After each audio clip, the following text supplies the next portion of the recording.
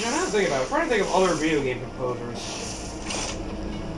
See if anybody has like a list of like a lot of the great video game composers out there. I honestly don't know a lot of names myself. Based on what I'm looking at, probably in the big room. God damn it. Now, okay, I got a list of the top 40 as of 2023. Composer code. Number 40 they have is Gareth Coker, who did music for Ori and the Blind Forest and Will of the Wisps, Halo Infinite, and Ark: Survival Evolved. Ark. I keep hearing a lot of people talking great about that game, but I don't know. Ark Survival or? Yeah.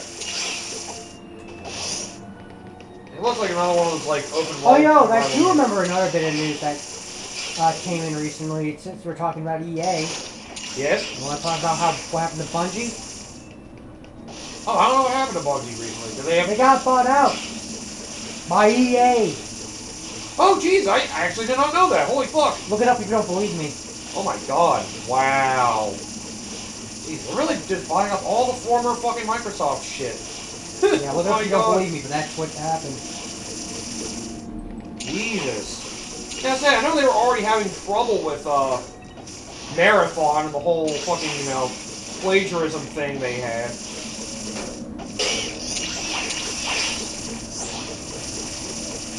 Jesus. I did not realize they got bought by EA. Holy fuck. I heard about this, I'm like, oh fuck. This can only end so well. But I mean, it's going to be a disaster for everyone involved. Jesus, I gotta see that. Holy shit.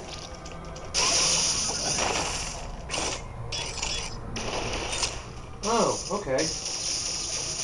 Sony CFO Lynn Powell says Far Cry process Bungie is being shifted away from being independent towards having a role with PlayStation Studios as part of structural reform of Sony. Parts announced as part of the CEO of Bungie on August 21st. Justin Gruen, the general manager, Destiny 2, taking its place. Like I said, I know Sony had them. I didn't realize that they got. I have to look that up in particular. Oh, actually, that has not happened yet. They've been involved in doing stuff with Bungie, but apparently they didn't buy them yet. The CEO left a while back. Oh. I was gonna say, I thought I would have heard about that. Oh man, that would have been some shit. If they did that right before they got bought out by fucking Saudi Arabia, that'd be some fucked up shit. Take another company with them.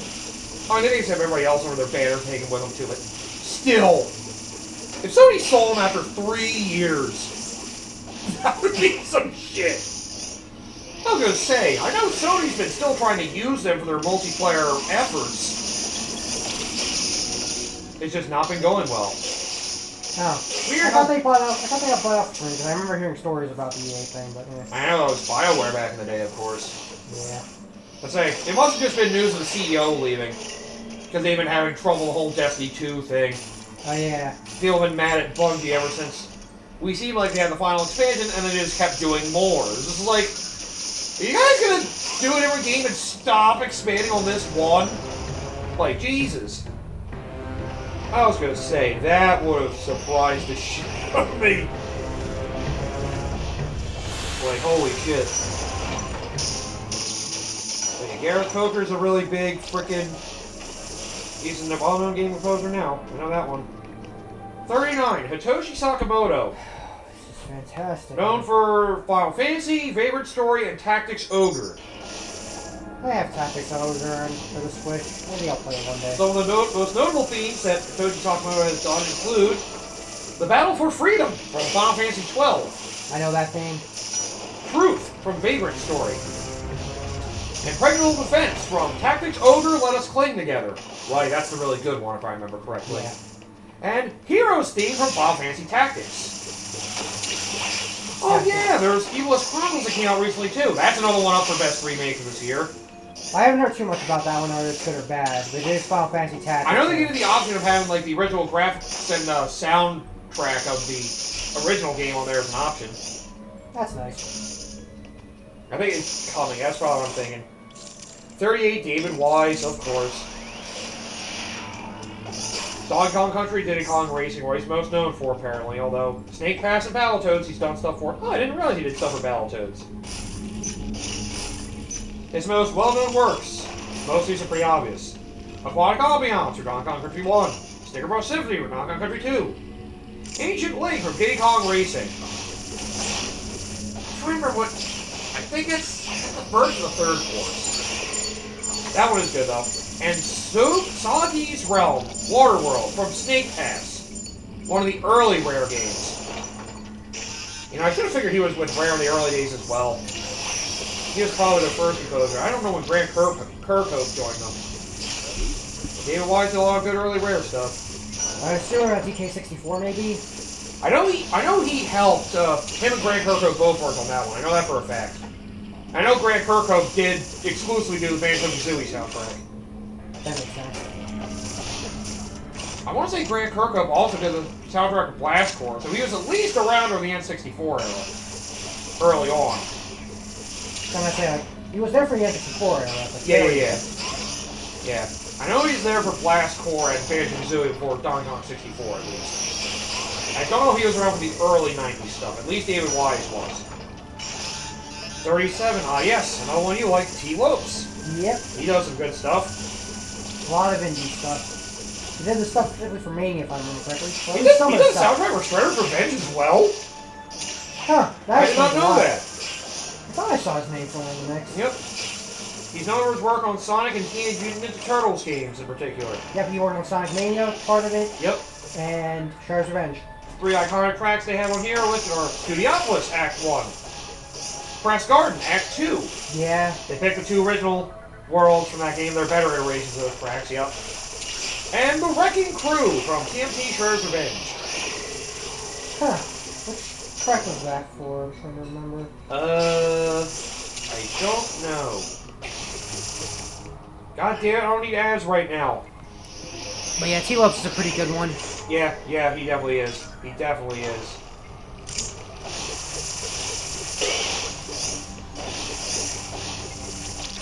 Oh, I think it's the character select screen.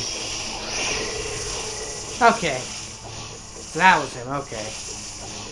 Good theme, though. 36. Oh, yes, of course. A man who I'm trying to remember if he was in some controversy recently. I'm trying to remember. Jun Senoi. Sonic Adventure 2. Yep. I think there was a little... Unless we might be confusing ourselves with, what's his face? Yes, I know there was something, like, because of the whole thing of, Live and Learn being used in the movie. Apparently he was trying to, like, fight the... I think it was the guitars from Crush 40, maybe. Yeah. Basically trying to say, like, we wrote this song, Sega didn't have the right to use it 20 years too late. But now apparently, like, the rights of the song are, like, in limbo, but it's more under Sega's jurisdiction. So it looks like they're probably just not going to use Live and Learn anymore for things. That sucks. Yep. Yeah, that was a weird thing to happen. The timing was just so strange. Am I missing anything? I mean, it doesn't say 100%.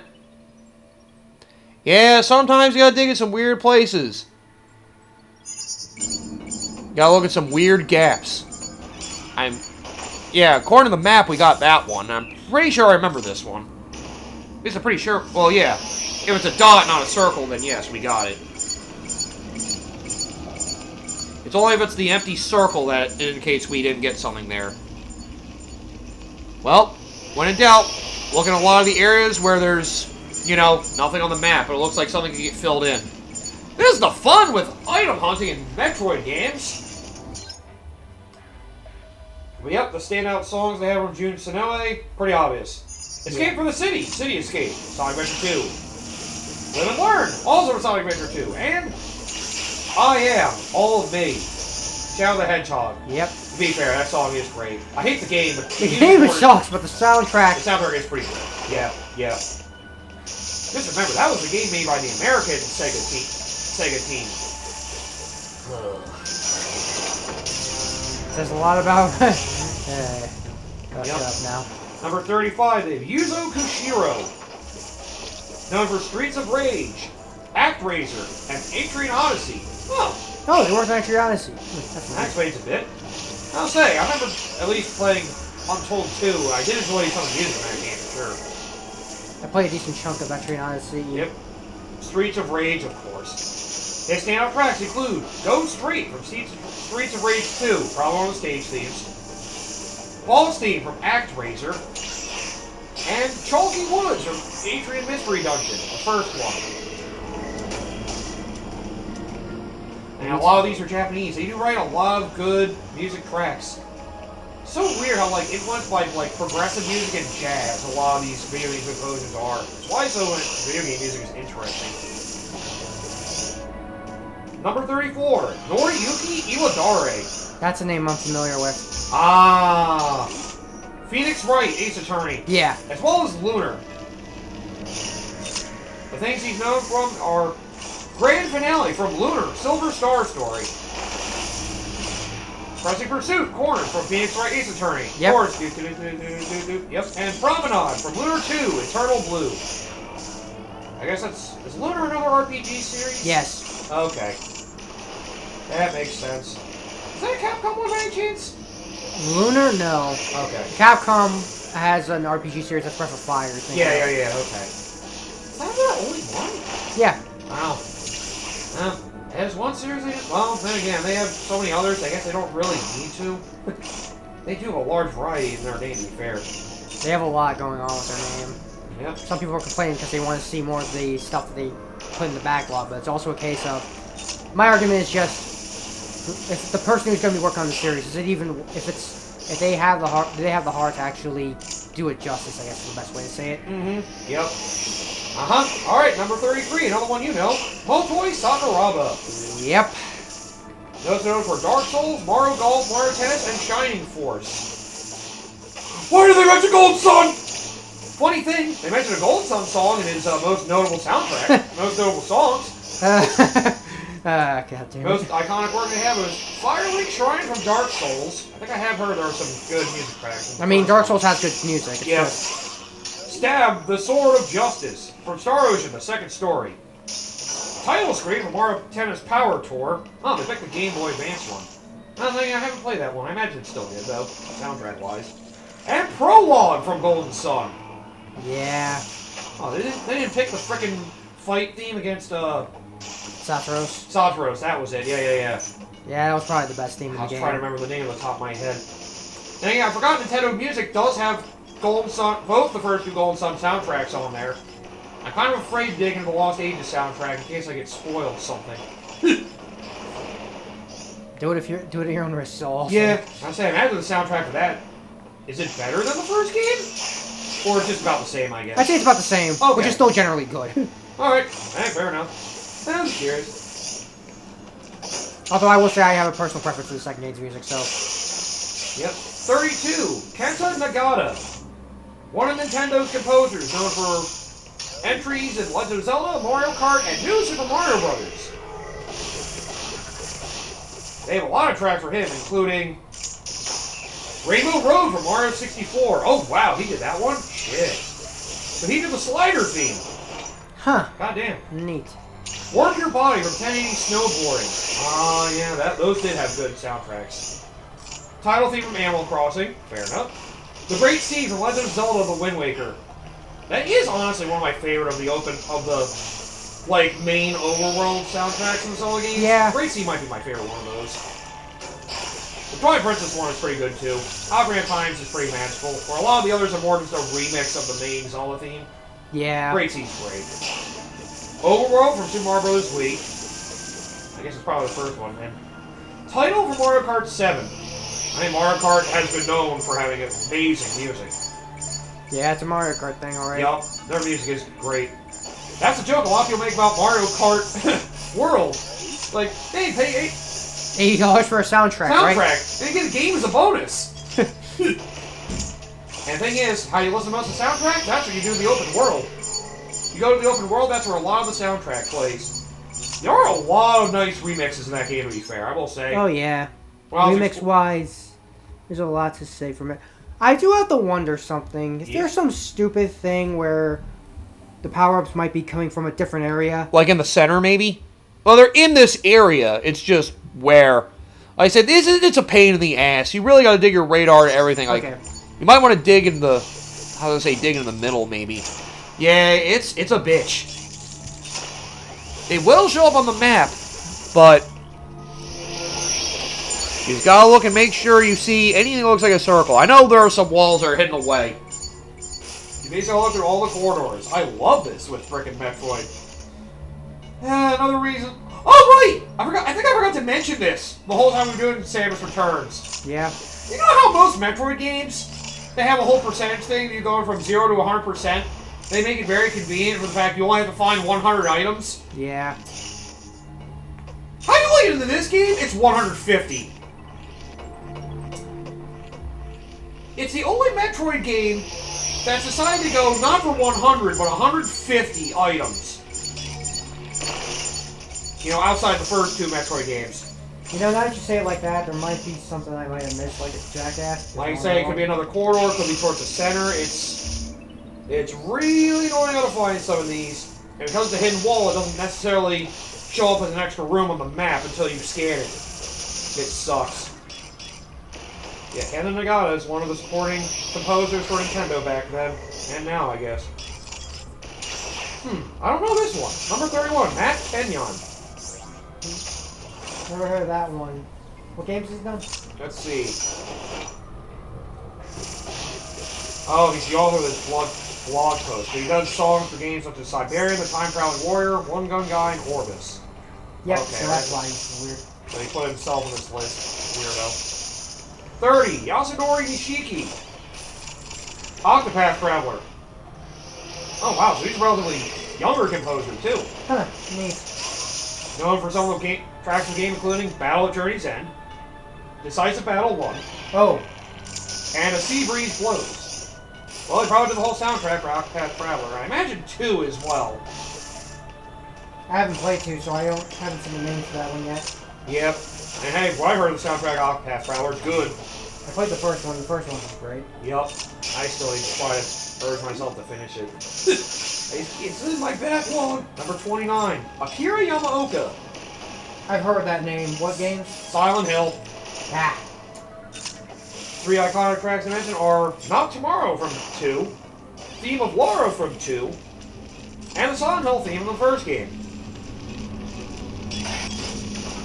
One of the only horror games that really has a lot of music that fits well and is a great track overall.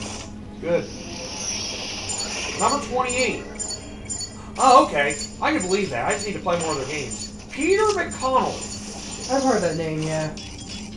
Pretty sure he works for, what's the game developer called?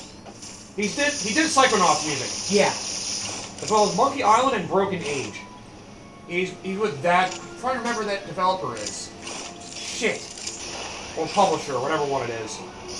I know he does work with them, yeah. Like, I've heard that name. The themes they have are main theme from Monkey Island 2 and Chuck's Revenge. I've heard that's the best of those games. The title theme from Psychonauts. And the final battle from The Broken Age.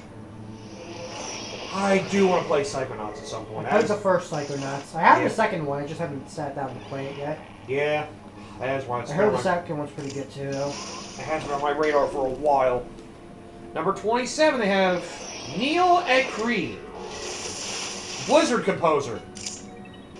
Diablo, I'm guessing? Diablo, StarCraft, Overwatch, World of Warcraft. Ah. They have Wrath of the Lich King from World of Warcraft, Wrath of the Lich King. Main theme of Overwatch is the Jim Raynor theme from StarCraft 2, Wings of Liberty. Yeah, StarCraft's a strategy game, if I remember correctly. Yeah. It's an RTS game, I think is what it is. Yeah. I think I have seen my brother play it once. I've only played, like, I know it's big in the Korean sectors. Yeah, they do love real-time strategy games, to be fair. They really do. Huh. It wouldn't be stupid like it would be towards the beginning of the area, would it? That's what I was wondering, like... Or is it towards the area before you get to the elevator? Is it one of those we couldn't get to before? Oh, wait, no, you got that already. Never mind. I forgot you did that. I'll say, check the beginning, just to make sure. That's the only... And I feel like I kept scanning and nothing showed up. Yeah, it's probably it could be in a stupid wall somewhere. Yeah, this is a pain in the ass. scan around the beginning here. See if there is something that shows up. Damn it. Nope, nothing here. Fuck! It's probably a stupid wall in the corridor. I could probably take a guess as to where. It's just... where? Ugh. Like, I feel like it's gotta be one of those long vertical corridors that probably has a wall sealed off we didn't know about. Like, one thing I'm trying to figure out is, or there's an underwater area like the, somewhere. black... You see, like, how there's, like, the corridors or whatever? Yeah. I'm trying to figure out, like, if there's a corridor I haven't hit yet that I should probably consider looking at. Mm-hmm. And it doesn't look like there is, and that annoys me so. Yeah. Damn it. I was trying to think if there was, like, any area we haven't been to yet. God, I love doing this item hunting. God damn it. Oh, shit. Unless... God damn it! Oh, what? You just find it? I think so. There was an opening on the map, wasn't there? No. Oh. I'm gonna look at something, and if that's what I think it is, that's going to be really goddamn annoying. Okay. Yeah, given the nature of this game, I can't blame you, man. I understand completely. Hey, what's he going? Yep. Okay, yes. I'm going to competition. Number 26, we have Christopher Larkin, who did the Hollow Knight games. One they have for this are Enter Hollow Nest, Decisive Battle, and Crystal Peak. I haven't had a chance to let the Hollow Knight game sink in its entirety, so I can't really say for sure. It's one of those that's more of the ambiance, but it is, I guess some of it is good. The battle themes are pretty freaking good. Or some of those are pretty good. Number 25, Kinuyo Yamashita. Ah, Castlevania Mega Man. Ah! You know me, I love my Mega Man. Okay, I have to say a word about one of the iconic tracks they put on this list. Yeah, I got some great ones like Vampire Killer from Castlevania and Title from Big Mountain 2000. But for some reason they list Blizzard Buffalo Stage from Mega Man X3. I'm sorry, what? That theme? God damn it, there it is! Oh my god. It was just sitting right there. Fuck. Because look, because the power-up was a freaking square. Oh. Oh yeah! If you actually see the power-up, they show you, like, the icon of what the power-up is. That's 100% Because the power-ups for most things would just normally be square, circles. Right. I forgot. They actually show you, like, what the power-up is if you've seen it. Right. I forgot about that. So it's 100% in this area now? Yep. Now we can move forward. Continue on. Teleport and go to the next area. Or go back to the first area, one of the earlier segments. Well, there's a couple right here. Yep. I say, don't forget, we're not done Area 1 yet. You just have to go back to, like, the actual beginning segments of... Oh, wait, we are in Area 1. We're in Area 1. Sorry, I'm an idiot. Area 2, then. Why did I think we were in Area 2 this whole time? I'm a fucking idiot. Why would you pick the Blizzard Buffalo Stage theme? Oh, that's like the worst or second worst theme in that game. Yeah. Like, Jesus. Or anything from frigging... Zero or X3 for that matter. I don't know what other games they did, but yeah. Oh, I was thinking the Surface. We didn't get everything on the Surface yet. That was it. Well, that yeah. I meant to go back to the beginning of the Surface. There's a teleporter. Not there. There. There's stuff on that side we probably haven't gotten yet. Yeah. That's what I was thinking. I meant that by Area 1. Damn it. Yeah, Blizzard Buffalo Stage theme fucking sucks. That's another thing. You have any soundtracks you think are really bad in video games? X3 is certainly one on my mind. Yeah. I mean, the Super Nintendo version, I guess, a little better. Debatably. Then again, neither version's that great. Well, I guess Blizzard Buffalo's theme is better than Neon Tiger's theme. And again, 03 is kind of more monotonous. X-Ray, yeah. Sorry, I might Sonic have said 4 zero. would probably X-Ray. fit that category. Mega Man 04 does have a good soundtrack, but its sound font is weird. Yeah, like here's the thing, like composition-wise, like I can still listen to 04's Like, I know music. Esperanto, a lot of people have remade because of how good the composition is. Like the composition for Esperanto is great. Like 04, like the sound font on the sound font for the Game Boy is what holds like, it back. It's like some of the instrumentation they did for it just sounds off. It's like there are some songs that actually do sound legitimately good. Like the Ragnarok theme, I think, is probably one of the better ones. The final stage. Yeah. That one is probably like that one's like one of the stages that actually feels like it's like the limited sound font actually helps. Like it. something with like the trumpet sound or whatever that sound here. Oh my god, it's like that prime instrument in there, just sounding so off, ruins a lot of it. Yeah. Unfortunately. I gotta really pay attention to that sound fun. But yeah, I think Zero Four is definitely because I listen to a lot of remastered tracks and yeah, it's like you can tell. Yep, and it's a real shame. We've got a couple of them remastered in the Zero ZX Legacy Collection. I think Esperanto was one of them, of course. I wish they gave us the friggin' DLC for like the actual remastered tracks on the whole. Because every single one of those... They only did select ones, unfortunately. Yeah, I know, and every single game has like a full... Remastered soundtrack? Like a remastered soundtrack. Every single game has one. Well, they probably kept the soundtrack that was with the original game, except for the few they decided to include in the collections. Yeah. They wanted to be faithful to it. I mean, I just wish it had as an option. Like, I know one example I have is the Sonic Rush games. There's a soundtrack version and there's the actual, like, in-game version. The soundtrack version tends to sound different. Because, you know, there are limitations in the DS's sound chip. Sometimes they're better, sometimes they're worse, honestly. Yeah. And Sonic Rush's soundtrack is one of my favorites. It's so bizarre. Just the sampling that guy did is just so weird. Yeah, see, there's a lot of power to this early game area. Well, we got everything here so we can get out. Yep, there you go. See, figure me, look at that out of the way now, so we're not worrying about it later. Yeah, friggin'... That's why I couldn't find the power-up, because it was already staring us in the face as something really different. God damn it. Or Bubsy soundtrack's bad? Some would make me think yes. They'd probably be obnoxious, but I don't really know. I was gonna say, I did say Sonic 4. Because they emphasized the synthesized element or whatever. That carries over to Superstars has been as well. Honestly, I can't remember any tracks from Sonic Superstars. X8, I think, has a pretty rough soundtrack. I like the boss theme at least. The boss theme is pretty good, and the Jacob elevator is pretty good as well. Yeah. Yeah, but a lot of the stage soundtracks Most of the stage soundtracks are kind of forgettable to me, though. It probably is the weakest of the X games for sound. No, still better than X3 at least. Like, I at least listen to some of the stuff in X8. X3 I really can't. Like... Yeah. I can't even think of anything I would say was good from X3 other than the fucking... That's the only soundtrack I can think of from X3 I actually liked.